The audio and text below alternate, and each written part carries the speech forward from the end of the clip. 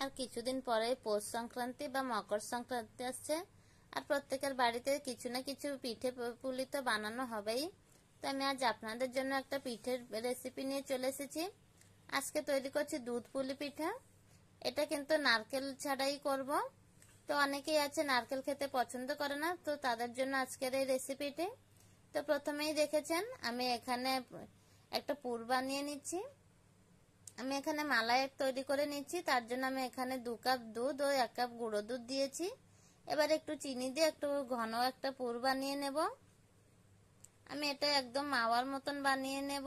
তো দেখুন একদম গাঢ় করে কিন্তু একটু শুকিয়ে নিয়ে নেব। এভাবে করে একটা সাইডে রেখে দিচ্ছি। যারা নারকেলের পিঠে খেতে পছন্দ করেন না তারা এভাবে একবার বানিয়ে নিতে পারেন, খেতে কিন্তু ভীষণই ভালো হয়। এবার আমি পুরটা একটা সাইডে রেখে দিয়েছি। এবার আরেকটা কড়াই নিয়ে নিয়েছি, তার মধ্যে দিয়ে দিচ্ছি 2 কাপ দুধ। আমি এখানে 1 কাপ সুজির ইউজ করছি, তো সেই জন্য 2 কাপ দুধ দিয়েছি। আর সুজিটা কিন্তু একবারে দেব না, আস্তে আস্তে করে দিতে হবে। এবার একটু চিনি দিয়ে দিয়েছি সুজির মধ্যে। এভাবে একটা ডোয় পরিণত করে নিচ্ছি, আর ডোটা কিন্তু একদম সফট করে নিতে হবে।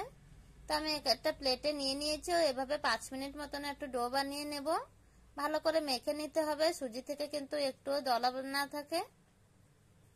এভাবে করে নিয়েছি। এবার ছোট ছোট করে লেচি কেটে নিয়েছি। আমি এখানে একদম ছোট বা একদম বড় নিইনি।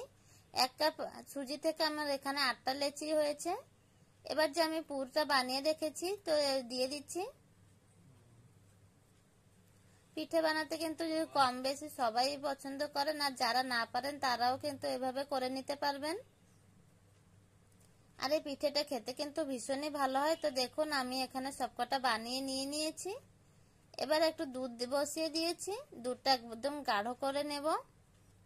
আমি এখানে যতটুকু দুধ নিয়েছি পুরো অর্ধেক করে নিচ্ছি, ভালো করে গরম করে নিচ্ছি।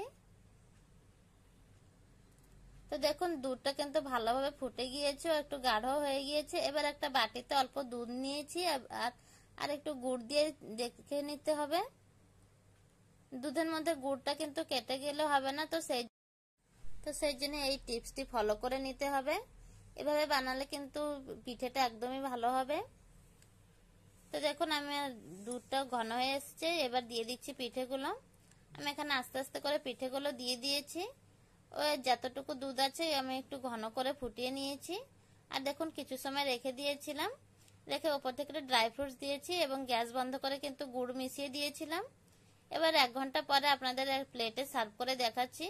তো দেখুন আমার দুধ পুলি পিঠে কিন্তু একদম তৈরি হয়ে গিয়েছে। দেখতে যতটা সুন্দর হয়েছে খেতে কিন্তু তার থেকে বেশি ভালো হয়। বাড়িতে এভাবে চাইলে বানিয়ে নিতে পারেন। আর আজকের রেসিপিটি কেমন লাগলো অবশ্যই কমেন্ট বক্সে কমেন্ট করে জানাবেন।